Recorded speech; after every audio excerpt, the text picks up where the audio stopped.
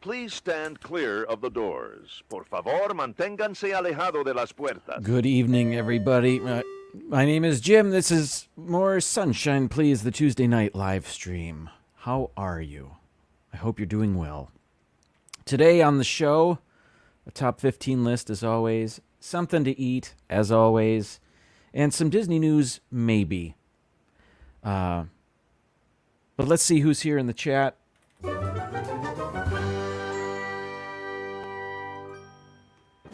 There we go. Today's gold medalist, Noah. Congratulations on another gold medal. Our silver medalist, our second one to join the chat today, Keith, BDF. Congratulations. And our bronze medalist, Super Fluffy Yeti. Hello. Hello, everyone. Thank you so much for being here, everybody. Also, hello to Mar in Memphis, Francisco. Thank you so much, you guys, for being here. Pepper Tree Villa is also here. Eric Newman, welcome to you. Wow, thanks for all those messages. James Ryan, always a pleasure. Thanks for being here. Catherine Wilby, happy Tuesday to you. Pete's here. Pete McDivitt, welcome in. Captain Akron is also here. Dreamer Deborah. Youper Wisdom Videos. Jason, how are you? Great to see you.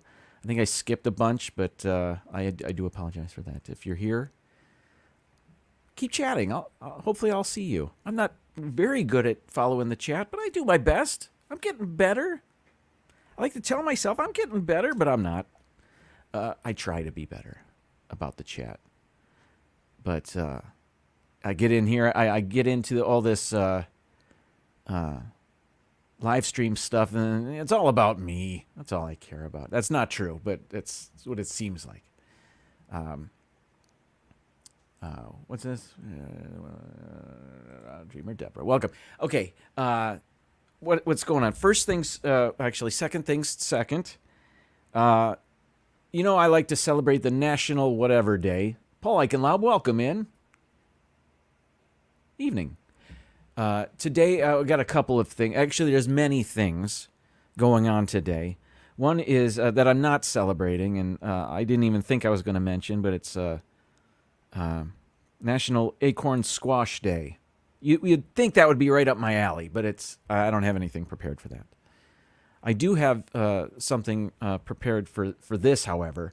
It is National Beer Lovers Day. Now, while I am not the biggest beer drinker, I'm just, I enjoy it on occasion. I don't always drink beer, but when I do,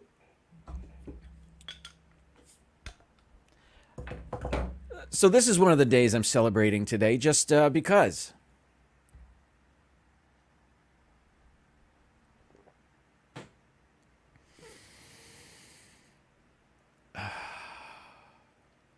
Griswold Family Vacay, welcome in, Danny. How are you?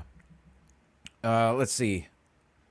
What else? Oh, today is also. Let me get this ready because I didn't do this completely, so I gotta piece it together here. So today is also, if you saw my thumbnail for the show, it is Telephone Tuesday. What in the world is Telephone Tuesday? It's not National Telephone Day. It's something called Telephone Tuesday. Well, Telephone Tuesday, I don't know how long they've been doing this. And when I say they, I don't even know who I'm talking about.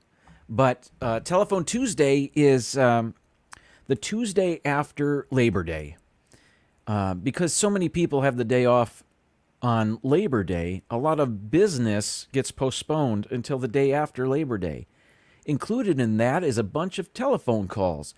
So this day, the Tuesday after Labor Day, experiences a lot more phone calls. I don't know if it's the day with the most phone calls or what. I don't know what's going on here. But today, this day, I think I read that it experiences more phone calls than any other day. I don't know if I believe that, but certainly I would imagine, and I can believe that a day like this would receive more than usual. I just don't know if it's the most. Anyway, it's Telephone Tuesday. Later on, my top 15 list. We're gonna. It involves telephones somehow, so we'll get into that later. In the meantime, happy Telephone Tuesday. Although I guess if people are delaying business and all the phone calls are about business, it's probably not so happy, is it? But hopefully now you're out of work, and I'm just trying to put a spin on this now. You're out of work, and it is happy. It's happier now. I don't know.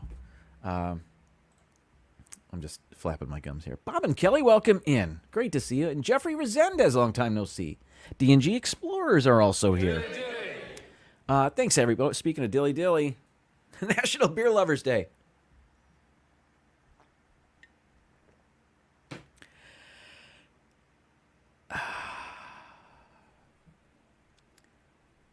Oh, D&G's still at work. But listening. Well, thank you. Well, then that was a little ASMR for you. I don't even take a sip now. Sherry, Awesome Sunsets, welcome in. Great to see you. What else? So there's that. Telephone Tuesday, National Beer Lovers Day. Okay, now it's time. I need to... I wanted to, a few weeks ago, I started a new segment on the show because I like to eat, and I like to eat on the live stream. I don't know why. I guess it's just fun to do for me. I don't know. I can't explain it. So I wanted a segment on the show that would highlight me trying something out, trying some food, whether it's food I've had before or my first time trying it. Anyway, I've got this going on. I made this. I think I'm going to have to redo it. It doesn't even fill the screen. But for the past few weeks, I've been having these food recommendations. So I'm going to have one. Here's the deal, however. Matthew and Lauren Vlogs, welcome in. Good to see you guys. What was I just saying? Oh, Blake, hello. Long time no see. I hope you're doing well and staying safe. I have to go get today's food item out of the freezer. So in the meantime, and I didn't know what else to do, I'm going to show an old video of mine. This is an old Disney picture quiz. So I'm going to put that up there right now, let that play for a few minutes, and I will be right back. Welcome back to the More Sunshine Please Disney World Where Is This Picture Quiz number 2. We're going to show you a picture of something. You tell us where in Walt Disney World that something is. Here's your first picture.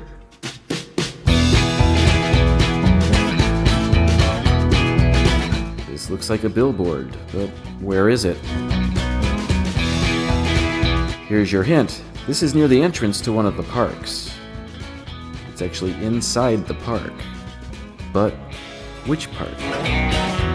Is it A, Epcot, B, the Magic Kingdom, or C, Hollywood Studios? If you enter Hollywood Studios and you look up and to your left, you'll see this billboard on top of the buildings. All right, here's your second picture.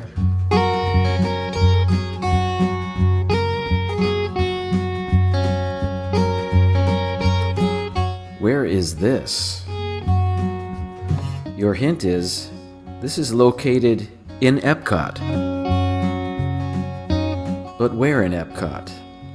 Is it A, Journey into Imagination with Figment, B, Soarin' Around the World, or C, Mission Space?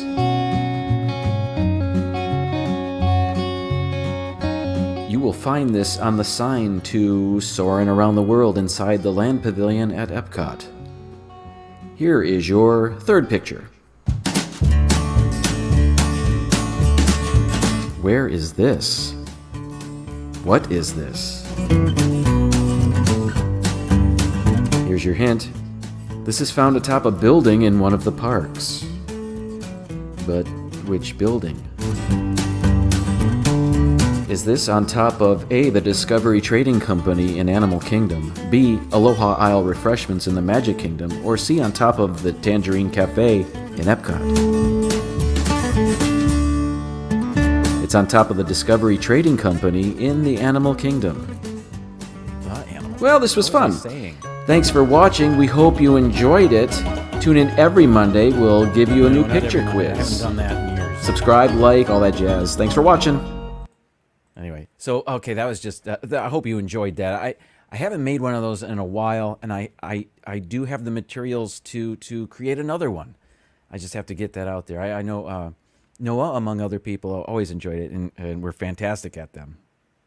Like, always gets every one of them. Can never stump that kid. So, anywho, all right, today it's or now back to Jim's weekly food recommendations.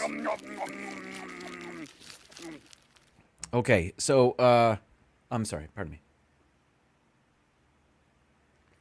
I don't know why I took a sip of that before trying this. Anyway, today's food recommendation is actually a dessert. Yeah, I ran to get it out of the freezer.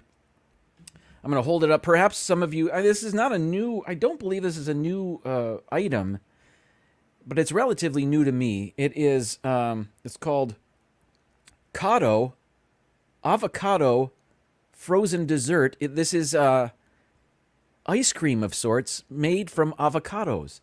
And you may be thinking to yourself, well, that sounds disgusting, but I promise you it is not. Simba 2, welcome in. Anyway, I'm going to open this up and try it for you. Although I'm cheating because I've had this before. I know it's delicious, but let me show you. It looks like any ice cream or non-dairy version of that, which this is. It's non-dairy. It's soy-free. It's vegan. Again, it's made with avocados. And let me show you this. Here we go. Yep. There it is. The nutrition facts, just FYI for you there. Pretty good. Where are the ingredients? There they are. Organic avocado puree. Why is it crooked? Oh, that's me. Hang on. Well, why can't I do this? There we go. Anyway, relatively good stuff for you, right? There are two flavors that I know of. This is the deep dark chocolate. Deep dark chocolate. And again, this is not, and it's relatively soft. Like it did, well, maybe it's our freezer, but it didn't freeze like a brick.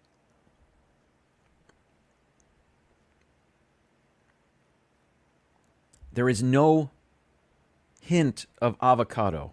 You're getting all of the avocado goodness, everything in there that avocados nutritionally provide as a benefit, the healthy fats and the, I don't know, whatever else is in avocados. But this is fantastic.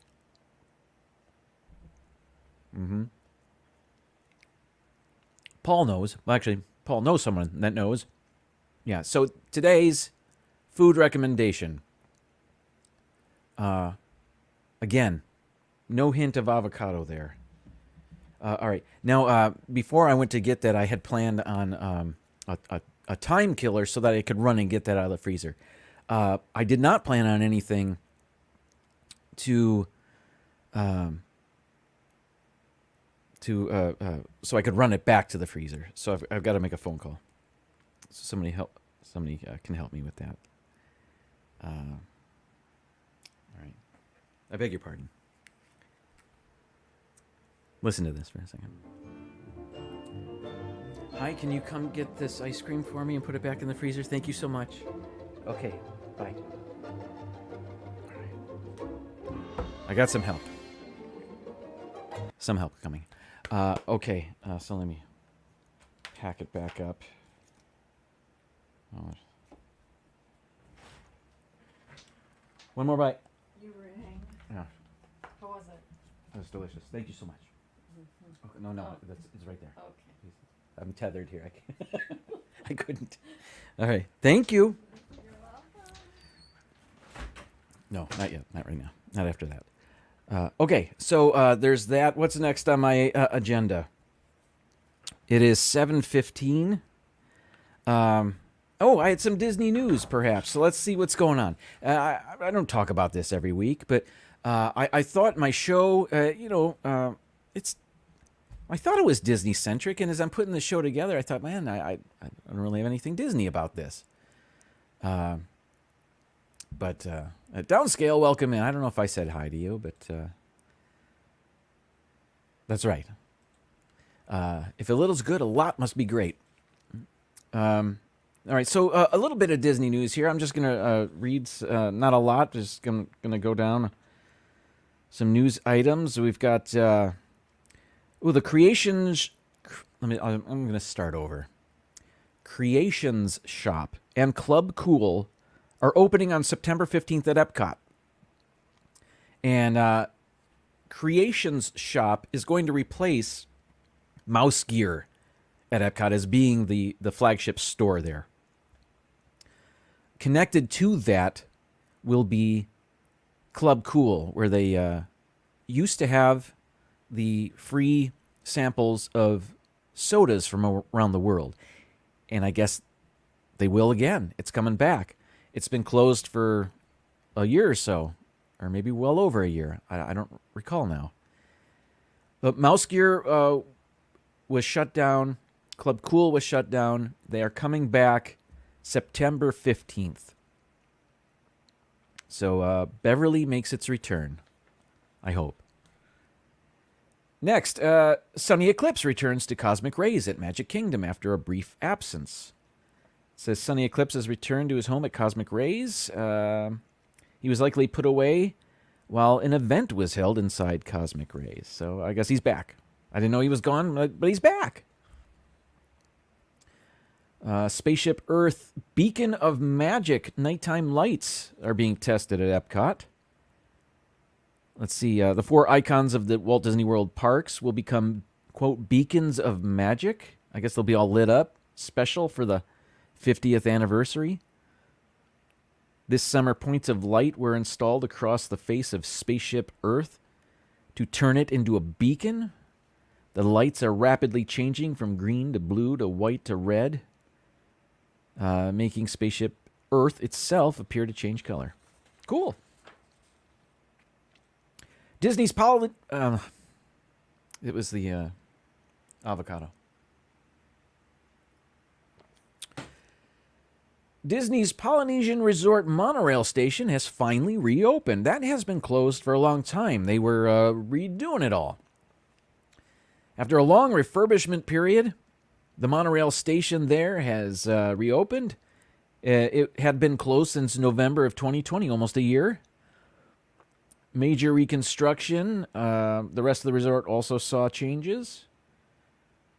If guests at the Polynesian wanted to use Disney transportation, they had to use the boats, buses, or walk. How about that? Yeah, I guess you'd, yeah. But it's back open now. Looking better than ever, I suppose. Next, Muppets Haunted Mansion Chocolate Eclair is now available in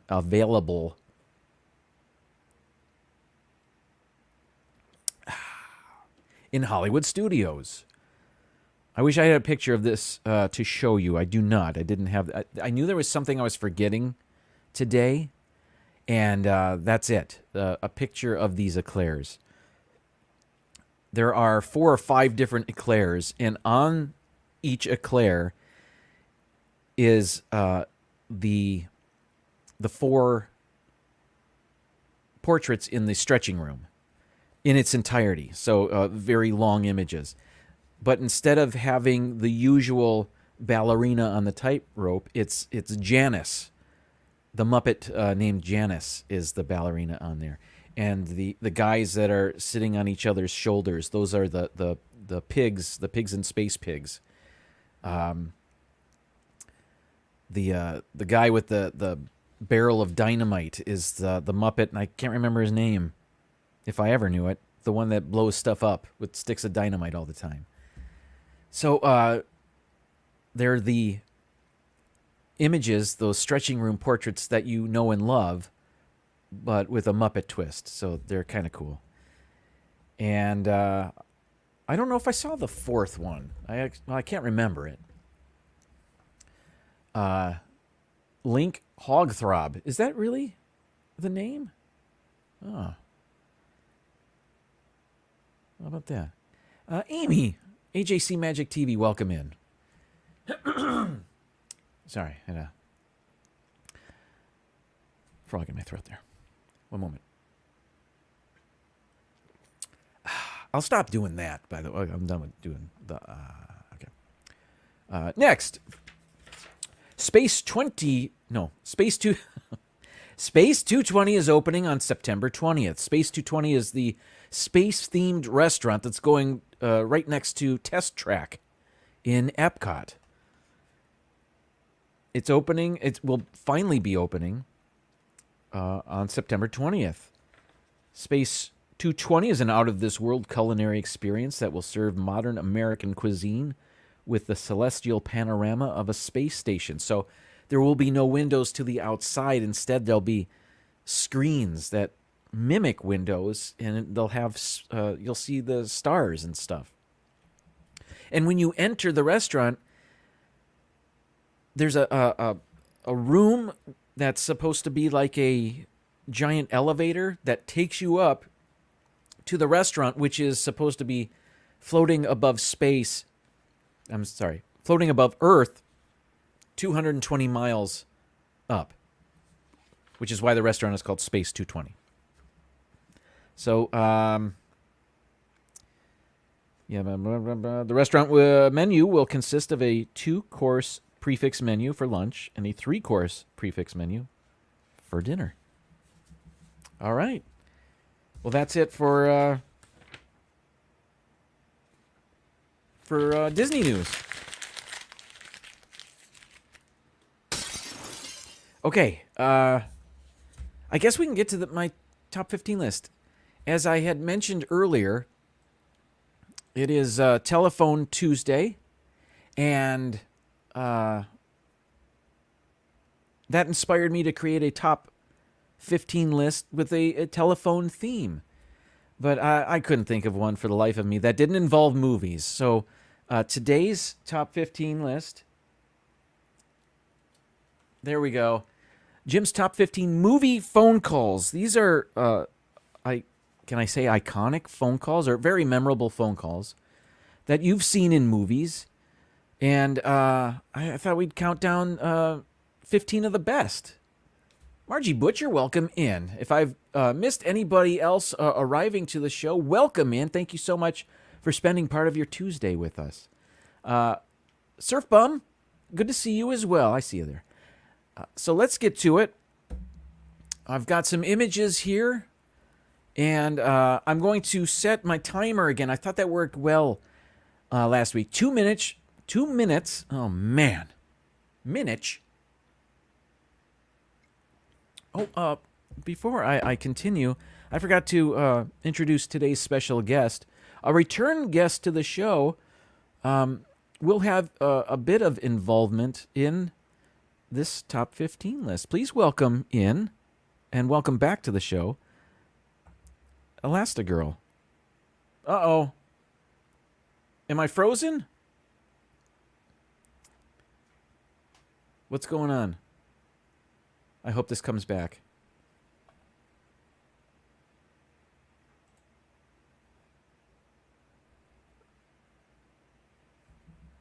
Oh, am I back now? Okay. That's not working. My guest isn't working. Anyway, I had Elastigirl set up, but my camera's not working. That's bizarre. It worked before the show. I tested it. Oh, well. Let's just continue. So let's start with... I'm going to set my timer. So, yes, here. That's it. 2 minutes starting now. Okay, first things first. Number 15 on my list of top 15 movie phone calls. Dr. Strangelove. I saw this movie. It's been years since I've seen this movie, but here it is. One of, let's see, Peter Sellers' friendly phone call to the Soviet president, Dmitry Kisov. That's what this is about. The U.S., if I remember correctly, the U.S. has mistakenly deployed some nuclear weapons toward the Soviet Union. Do I have that right? I should have that written down. But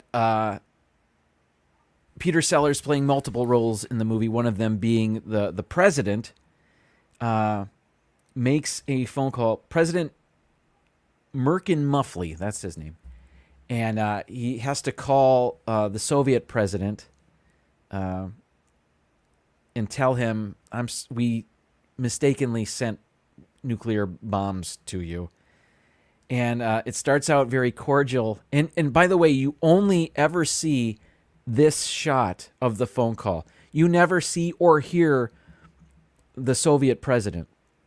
It's all Peter Sellers. And it plays out like a Bob Newhart bit where it's just a phone call. And everything you glean from the other end of the conversation is the responses from Peter Sellers. So it's very funny. It is, like he says stuff like, well, I know you're upset. I'm upset too. Stuff like that. It's worth a look, even if you just watch that clip. Just that clip is on YouTube. I wish I could play it without getting dinged. Oh, there it is. Gotta move on. But I can't. Anyway, so. All right. Well, stop. Oh, okay. There we go. Next. Here we go. Number 14 on my list. Gary Krebs, welcome in. Number 14, The Dark Knight.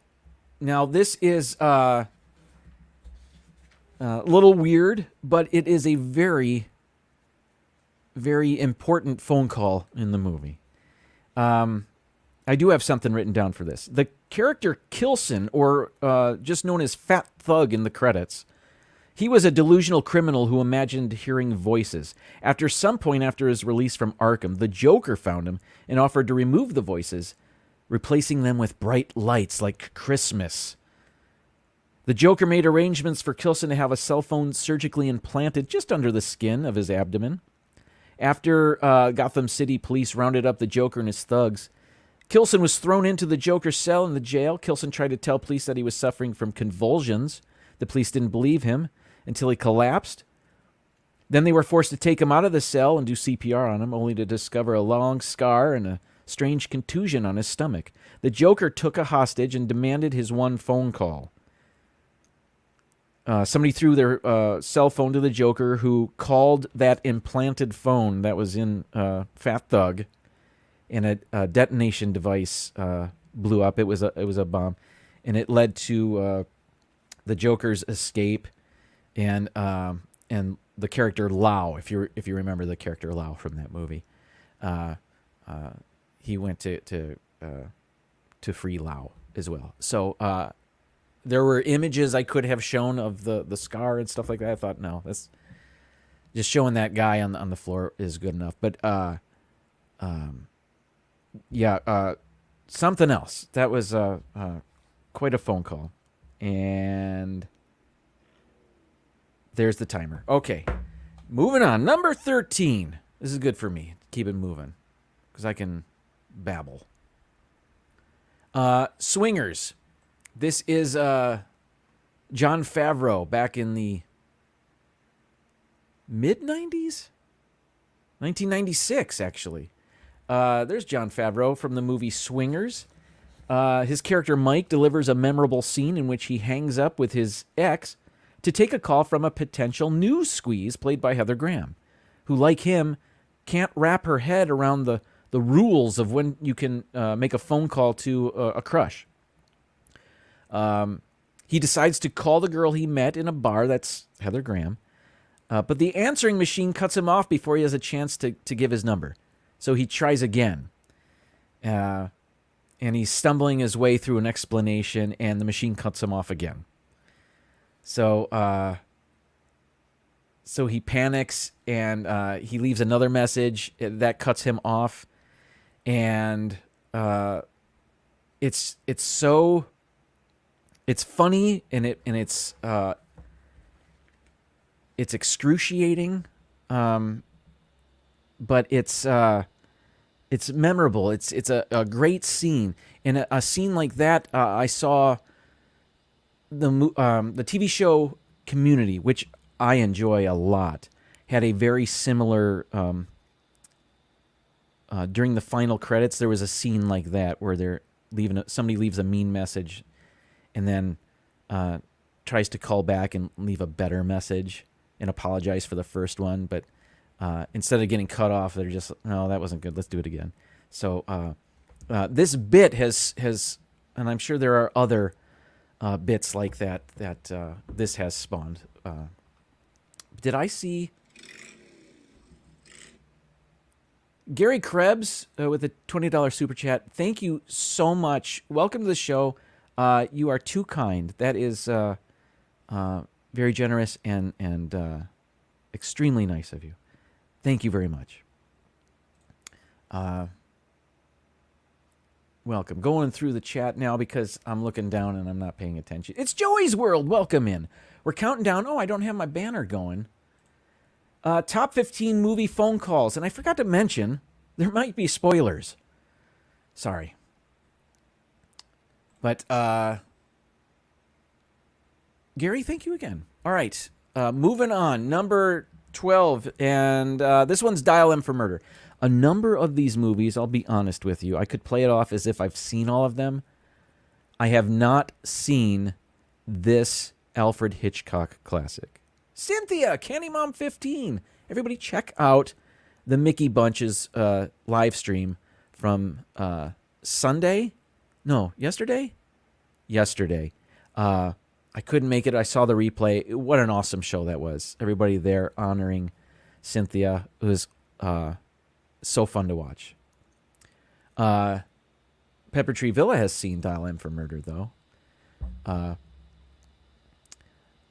Yeah, don't scale.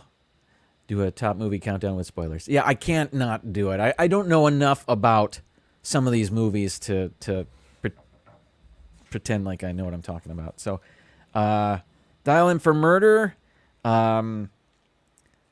lifted from the stage play by Frederick Knott, who also penned the movie script. It stars Grace Kelly as a cheating wife, whose husband, Ray Milland, plots to have her murdered. As the plan goes, Kelly's victim will answer the phone when Milland's schemer calls, allowing the hired invading murderer to strangle her from behind. I don't know what happens, but there was a remake, including a movie called A Perfect Murder with Michael Douglas and Gwyneth Paltrow. Did I show the picture? There it is. Grace Kelly. Hitchcock. Dial M for Murder. I don't know who the guy is. I guess he's the hired hand, I suppose. Okay. Next, where are we? Number 11 on my list of top 15 movie phone calls. Okay, this is where Elastigirl was going to help me out because I don't have a picture, but you guys all know. Here's the deal. This phone call is nothing special, really, in the history of movie making, but I wanted some sort of Disney representation on this list, and for the life of me, I could not think of one. Mom, hello. So, I enjoy The Incredibles. I've seen it a lot. How dare me? And there were a number of phone calls in this movie, The Incredibles. But the one I'm talking about is near the end of the movie, where they have vanquished the Omnibot and they're being driven home, and the family is they're recounting what just happened. Dash is flipping out, and Elastigirl, Helen Parr, is calling their answering machine or voicemail or whatever to check on the babysitter watching Jack Jack. Now, this movie, as I've learned recently, takes place in the 60s, so I don't know what kind of crazy answering machine or answering service voicemail they had. But they're supers, I guess. They have cars that turn into rockets and stuff. So, yeah, who am I to? Whatever. So, this phone call is more of a listening to the. Okay, I guess I gotta move on. But she discovers that a replacement babysitter has been sent, but she didn't send a replacement babysitter. So you realize that Syndrome has come to abduct Jack Jack, and that doesn't go so well. So that's the Disney representation on this list. If you can think of another great Disney movie phone call, let me know, because I was stumped today. I could not think of one. Anyway. Moving on. Number 10. Scream. I don't know if I've seen this movie either, but I know of it. This is the beginning of the film. Do I have something written down for this? I think I needed to. Perhaps the ultimate film franchise to utilize the telephone, Wes Craven's Scream saga all began with a little call made to Drew Barrymore's Bob-rocking Casey Becker, who's told by a snake-like voice that she's going to be gutted like a fish. Oh my gosh, what am I reading? The call starts out playful, with Casey telling her pestering stranger that there are 900 numbers for anonymous chats with girls, but it doesn't take long for the exchange to turn nasty. Casey is eventually forced to play a game of trivia wherein her and her boyfriend's lives hang in the balance. Let's see. I do remember seeing the beginning of this film, and she's holding that phone the entire time. I think she tries to beat up her attacker with it even. And it's one of those classic 90s cordless phones that you'd have in your house. Which are fun to look back at, I suppose. So, Magic of the Mouse Radio. Bill, welcome in. So, I think I've seen this movie. I don't remember it. Certainly, if I did, I've only seen it once. But yeah, I had to put this in there because I know of this. I know of this phone call. So, even though it's not my favorite and I'm not that familiar with it, I had to put it in there. Much like this next one. Same deal. Number 9, the movie Taken with Liam Neeson. I don't believe I've ever seen this movie. Let's see. What does this say about here? Oh, a particular set of skills. That's what I know. That's what we all know, right? I've never seen this movie, but I know this phone call. There used to be a... What does this say? I'm reading this now. There used to be a heck of a kick behind this now dead and beaten horse. Unfortunately, the lethal Liam genre may have played its best card shortly after it started. Brian Mills's calm, controlled demeanor as he addresses his daughter's kidnappers was intimidating in a way audiences weren't used to. The former agent's reserved approach is a promise of disciplined justice, the perfect brief touch of characterization of a man about to effortlessly kill every single criminal in France. I didn't know that took place in France. Again, haven't seen the movie. But we all know this. This became a meme, and this is the go ahead, make my day. This is I've got a particular set of skills. This is a catchphrase now. Cricket Fox, welcome in. Taken 2 is better, Downscale says. I think my mom put a Disney Parent Trap, the 3 a.m. call. At least I think it was 3 a.m. I'll be honest, I don't remember that. The Parent Trap ran through my head, but it was so long ago that I saw it, I couldn't remember if there was a phone call. It seemed like there'd be a phone call to prank the lady by the twins or cousins. Were they cousins? Identical cousins? That was Patty Duke. I don't remember. Okay, got to move on. But thank you for that. Let's see. Number 8 on the list of top 15 movie phone calls. Mean Girls. There were a few phone calls in this film as well. There's one scene from Mean Girls that truly captures high school drama circa 2004. The Plastics three-way phone call. This is there was actually a four-way phone call later in the movie. But in this one, Rachel McAdams' character calls Lindsay Lohan's character and asks her a question about one of the other friends. It says, "Don't you think what she did was mean or whatever?" And Lindsay Lohan's character says, "Yeah, I guess, but whatever." And then it's an ambush because the girl they're talking about is also on the line. So it was, I can't remember her character's name, Rachel McAdams' way to make Lindsay Lohan look bad in front of Gretchen Wieners. I remember that name. Caddy is the other one. And I want to say Summer Wheatley, but I think that's the girl from Napoleon Dynamite. Anywho, no, I don't. I saw Gran Torino. I remember that. I don't think I've ever seen Taken, Mom. But thank you. Welcome in, Sister Sunshine. The twins. Wait a minute. The twins were Haley Mills. I remember that.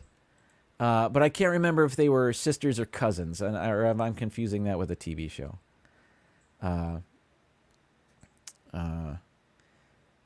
Anyway. So later on, there is a phone call with all four of the plastics, or what they call the plastics. Okay, moving on. All right, it is 7:42. I'm doing well. The clock is really helping me. Number 7, The Matrix. Again, phones played a huge part in The Matrix. The one I'm talking about is at the beginning of the movie. This is before Neo, or Mr. Anderson, even realizes he's in the Matrix. Nearly everyone knows about slow-motion bullet time, as well as Keanu Reeves' extensive array of facial expressions, thanks to this movie. The scene where Neo still believes his world is real, and he receives a phone call in the mail and immediately gets a call from Morpheus. So what happens is he's sitting at his cubicle. He gets an envelope, a padded delivery envelope, I think. And he opens it and dumps the contents into his hand, which is that cell phone you see him holding. And it immediately rings. As soon as it hits his hand, it rings. And it's Morpheus, or Lawrence Fishburne, on the other line. And he's telling him how to evade the men in black that are coming to get him. And he doesn't know what's going on, but he decides to listen, and he escapes. And if nothing else, it's certainly a famous phone call. And then cell phones, or actually not just cell phones, but there's a phone booth as well. That's how they escaped, or that's how they got out of the Matrix. And there's a famous shot of Trinity making that last second call in a phone booth where they were finally able to yank her back out of the Matrix before she was crushed by an automobile charging at her. So, moving on. All right, All right. Oh, page 2. All right. Hope everybody's still with me. Welcome in. If you're just joining us, count down the top 15 movie phone calls. It's Telephone Tuesday, the day after Labor Day, where more phone calls take place than any other day, I guess, because people are catching up on the work they didn't do yesterday during the holiday, or something like that. Number 6 on the list, The Silence of the Lambs. This is near the end of the film, and Clarice is at her graduation ceremony, or the celebration after the ceremony, near the end of the movie. I'll just read what's here. Who can forget the phone call at the end of this Oscar-winning crime thriller? After finishing a gruesome and intense serial killer case, the film ends with Clarice enjoying herself at her FBI graduation party. While receiving several commendations and pats on the back, she's told she has a phone call. At the other end of the line is Hannibal Lecter. He congratulates Clarice on her success and then drops the classic yet still disturbing line, "I'm having an old friend for dinner." Anthony Hopkins, decked in a blonde wig and tilted hat, then walks off after the character named Chilton, who wasn't so nice to him during the film. So, revenge. The film ends with Clarice simply repeating, "Dr. Lecter, Dr. Lecter, Dr. Lecter." It's one of those endings that leaves you uncomfortable, but it's also an ending you won't forget. So, yeah, that's what a memorable phone call that was. I had to put it in this list somewhere higher up because it is fantastic. Because you don't know at that point what happened to Hannibal Lecter. You know he got away, but you don't know what he's up to. So, and then you found out, telling Clarice he's not after her. World's more interesting with her in it, so she didn't have to worry about that. Okay, moving on. What's going on? Did I freeze again? I think they did make a Get Smart. They did make a Get Smart movie with Steve Carell and Anne Hathaway and The Rock, among others. Alan Arkin is in that. It's actually a funny movie. Let's see. Oh, howdy. Okay, moving on. Number 5 on the list of top movie phone calls. Jerry Maguire. Jerry Maguire is most known for the phrase, "Show me the money." You couldn't escape that back in the 90s. But did you realize that scene took place on the telephone? It was a telephone call. So here it is. Sports agent Jerry Maguire tries to prove his determination and loyalty to football player and prospective client Rod Tidwell, who's played by Cuba Gooding Jr.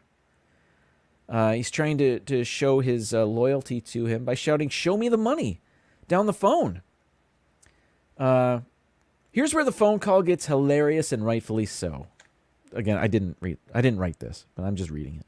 Jerry Maguire starts out as the sleazy sports agent that will do and say anything to protect his clients, but seems to have a conscience and that's somehow on vacation. I don't remember that. I thought the movie started out with him writing a paper about morality in their business. Anyway, as the movie goes on, he starts to realize just how important it is to actually connect with his clients and understand their point of view. So, my takeaways from Jerry Maguire are the little kid and the fact that the Detroit Lions coach Wayne Fontes has a cameo. Go figure. The Hitchhiking Bones welcome in. Thanks for showing up. They got a show later today. We're counting down the top 15 movie phone calls of all time. Number 4 on the list. It's a Wonderful Life, our only Christmas film on the list. What's written down here? What are you trying to do? Steal my girl? That's what Sam says on the phone call. In the picture that you're looking at, Mary and George, they are not yet together. They are. What's the deal there? They're playing coy or something. I don't know, but like George doesn't like to be set up or something. I don't remember. Melissa, welcome in. Well, it is the only Christmas movie, PTV. Can you think of another Christmas movie phone call I should put on this list? I couldn't think of one.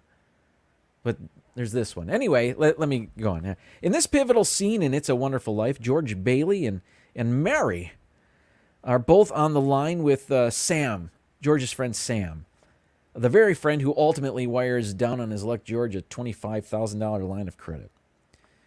Anyway, they're sitting there listening to that old style telephone, and they're both simmering with I don't know if it's discomfort or just there's a tension there because they both want each other. There's something holding them back. And at the end of that phone call, and it's George takes Mary by the shoulders and starts to shake her. You listen here, he says. Kind of scary. I don't know if they'd make that today. But then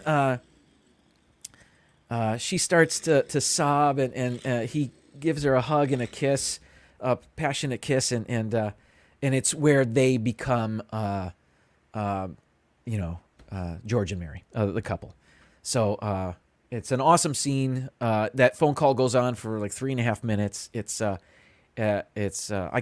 had to put that on the list. Okay, here we go. Number 3 on the list. Top 15 movie phone calls of all time. What am I calling it? It's just my top 15, I guess. The Departed. This is Martin Scorsese. It's the film that he finally won an Academy Award by. I don't know. But Leonardo DiCaprio's character named Billy Costigan is working undercover. He's a cop. Actually, both of these characters are. The other cop, his name is Sullivan, played by Matt Damon. And he's crooked. Rockin' Robin, welcome in. Sorry, took a pause there. Anyway, only 2 other police officers knew that Leonardo DiCaprio was undercover. One of them played by Martin Sheen, who, again, spoilers, sorry folks, this is an awesome movie, but if you haven't seen it by now, he gets killed. So there's really only one cop that knows he's undercover, and that cop is played by Mark Wahlberg. So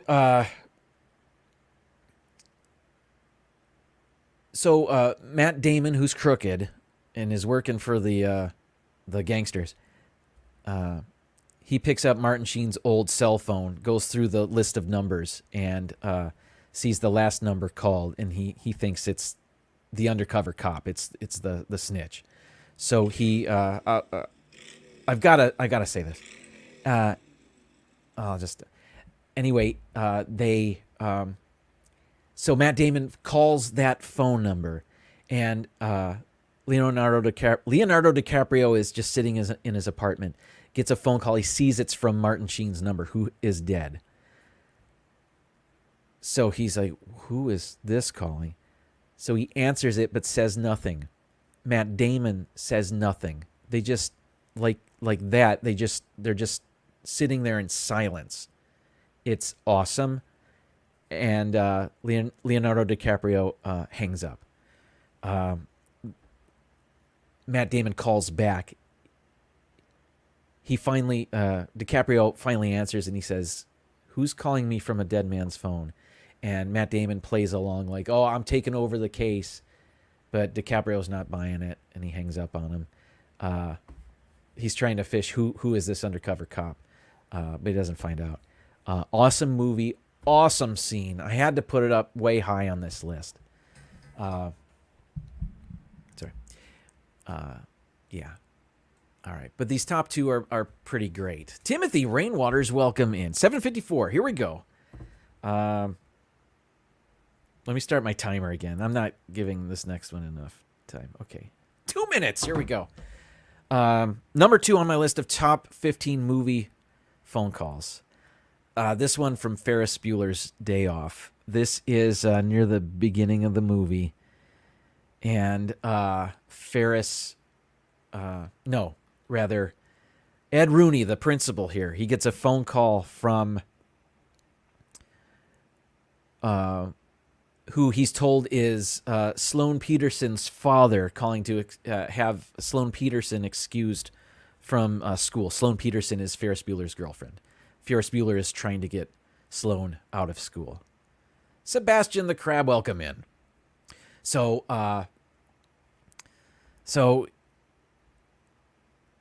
Ed Rooney's not buying it. He believes that it's Ferris Bueller on the phone. And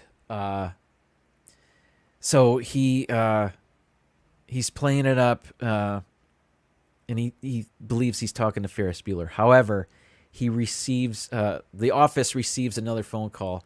That phone call is actually Ferris Bueller. The person making the phone call under the guise of Sloane's father is Ferris's friend, Cameron Fry. When Cameron was in Egypt, I won't sing. But so when he's told by Grace, the secretary, Ferris Bueller's on line too. It's awesome. It's an awesome part of the film. Disney Nerd Herders, welcome in. So yeah, there are other phone calls in the film, like when Ferris calls Cameron at the beginning, and he just hits the answering machine there, and he says, "Hey, Cameron, is your mom in the room?" He goes, and he says, "She's in Decatur." I say that. My wife and I say that a lot. She's in Decatur, and I don't know why.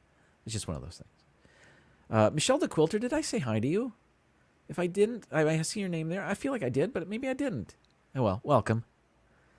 The Mickey Bunch, Kelly. I was earlier talking about your Cynthia celebration. I saw the replay. It was super awesome. Regretfully, I couldn't make it, but it was such a fun watch. Everybody, check out Kelly's live stream from yesterday, and celebrate Candy Mom 15. Okay, before I gotta get this ready. Mention the number one movie phone call of all time. There are some honorable mentions, so I've got to go over those. And really quick, I don't have a lot of these I haven't seen, so I just want to show you a picture of each of them. If I have, yeah, here we go. Okay. Here we'll do this. All right. There's this movie called Phone Booth with Colin Farrell. Never seen it, but I think the whole movie takes place in that phone booth, and there's a sniper calling him, and Colin Farrell has been having an affair or something, and this guy threatens to shoot him if he leaves the phone booth or something. I'm not sure. Oh, what's this, Bill? What's going on here? Woohoo, I just heard from my son he's been deployed in the Middle East for the last years. Plane is in the air heading home. That is amazing news. Congratulations. That's fantastic. I've never seen Phone Booth. Oh, okay, I'll just repeat this. What else is on here? Another movie I've never seen. This one. This one's called His Girl Friday. For a movie about journalism, His Girl Friday is far more jam-packed with telephones than it is with typewriters. Again, I could tell you that as a movie buff, I've seen all of these, but I honestly haven't seen this one. So stars Cary Grant and Rosalind Russell, and I'm not exactly sure what it's about. Okay, sorry. Next, we've got this one, Anchorman, with a very funny phone call, another phone booth also. This one, he yells out he's in a glass case of emotion. And this is right after he believes his dog Baxter... Oh, my God. Baxter. Sorry, folks. His dog Baxter has been killed. Spoiler, he was not killed. We see Baxter later. But that's a funny scene, and it starts Ron Burgundy's downfall from that. Okay. Next, another... I think I did see this one. I didn't care for it. This movie called Ransom with Mel Gibson. And this one's famous for Mel Gibson yelling, "Give me back my son!" So, Yeah, this is where he's talking with the kidnappers. They took his son, and he was mild mannered until the end of the phone call, and then he starts, "You don't know who you're messing with. Give me back my son." Anyway, so that's Ransom. It was all right, I guess. I think that was a remake. All right, sorry. Another movie I have not seen. This one is called Sorry Wrong Number with Barbara Stanwyck. Plays the bedridden daughter of a hotshot millionaire who relies on the telephone as her only connection to the world beyond her room. One day she overhears a plot to murder a woman, then struggles with credibility when trying to report the incident.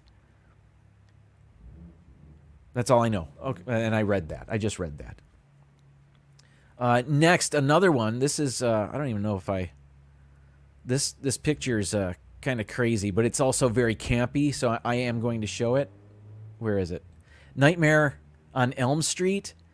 This one is ridiculous. That's Freddy Krueger. As she's dreaming, she's on a phone call, and then Freddy Krueger's tongue comes out of the phone. It's ridiculous, but it's funny to me, so I thought I'd show it. Okay, that's enough of that. Then there's this one, Bringing Up Baby, with Cary Grant, another Cary Grant movie, and Katharine Hepburn. Never seen it, but I do know that this is a classic screwball comedy. It says, enamored of Cary Grant's paleontologist David Huxley, Katharine Hepburn's Susan Vance fakes a leopard attack in Bringing Up Baby, tricking David into coming to rescue her while chatting him up on the phone. I don't know if this deserved a place on the list, but I've never seen it, and I didn't know a phone call was a big part of the movie, but something I saw online told me it was. Anyway, it doesn't matter. And then finally, as a honorable mention, I had to put this one in there. Oh, wait a minute. I had to put this one in there from Jaws. This is this call to Chief Brody alerts him to the series of events that will change his life. He's even confused. He's got two phones in his kitchen there, and he hears the phone ring and he picks it up to answer, and it's not the right one. So he picks it up and says hello, and there's still a ringing phone. So he's got to pick up the other one. It's a relatively new house he's not familiar with, but I've seen Jaws more than any other movie, I think. So that one's seared into my brain. It's funny and important to the film. So, okay. All right. We're ready for the number one movie on my list. This is a movie I have not seen, but we all know this phone call. When a Stranger Calls. This movie is from 1979. Babysitters don't fare so well on the horror movie front, as evidenced by everyone from Jamie Lee Curtis in Halloween to Carol Kane in this domestic thriller about a murderer who rings up Kane's caretaker. Wait a minute. I don't like the way they worded these things. Who rings up Carol Kane in this movie, she's the babysitter, and threatens to kill her and the kids. The very famous quote, "Have you checked the children?" the caller famously asks, before it's later revealed that, OMG, he's calling from inside the home. So I don't think I've ever seen this. I was 8 when this came out, and I don't think I ever watched it since. But this has to be one of the, well, it is one of the most famous phone calls in movie history, where the police call her back after she had the prank phone call, or what she believed was a prank phone caller. They had her keep this person on for 60 seconds so they could trace it, and then they call her back saying the call's coming from inside the house. And she gets away. I don't think the kids did, but and then there's a whole other part of the movie where the killer gets put away in an institution. Again, I read this on Wikipedia. And he comes back anyway, years later, like 7 years later, and Carol Kane has a family of her own, and it's a similar situation. She gets another phone call. But I guess her kids are fine, and she's fine, and her husband's fine. And they finally get the bad guy, shoot him in the chest or something like that. That was dark. That was a dark one to end on.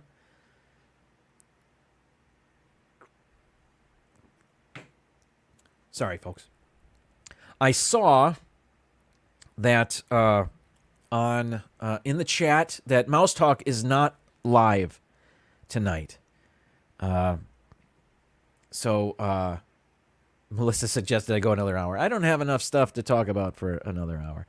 I'm kind of hungry. All I had is avocado ice cream. That's not true.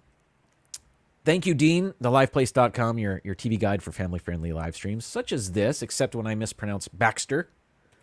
So Mouse Talk will be live tomorrow, I believe, at Epcot. Did I read that correctly? I think that's accurate. And they're doing the pass holder preview of the Ratatouille ride. Oh, they did a remake in 2006 of When a Stranger Calls. I don't know anything about that one. Gary, avocado ice cream, yes. Ice and a frozen dessert made of avocados. I tried it on the stream earlier, and it's delicious. Does not taste like avocados. It tastes like chocolate. Yes, they are live tomorrow. So instead of watching them tonight, take a really long bathroom break and wait for the Viapre Project show at 9 p.m. Donna Jaworski is a special guest. They're going to be talking about Disney pins. That'll be awesome. I know Donna's got thousands of them. PTV. Yes. This is a Pepper Tree Villa t-shirt, and I love it. It's fantastic. Doug does great work. Then at 10 p.m. Eastern, the Hitchhiking Bones, I believe they're going on live as normal, doing their hitchhiker chat. I hope to check them out later tonight. Thank you, everybody. It's already 8:08. I am hungry, though, so I'm going to call it a live stream there. Check out Magic of the Mouse Radio, Disney Nerd Herders tomorrow. And then D&G Explorers right after them. And then maybe Rob Fuzz on Friday. So thank you, everybody, for watching tonight. I will see you all next Tuesday at 7 p.m. Eastern for another live stream. In the meantime, I'm ending this broadcast. Thank you, everybody. Thank you, Gary, for the super generous super chat. Very nice of you. I will see you next week. Be safe, everybody. Thank you so much. Ending broadcast.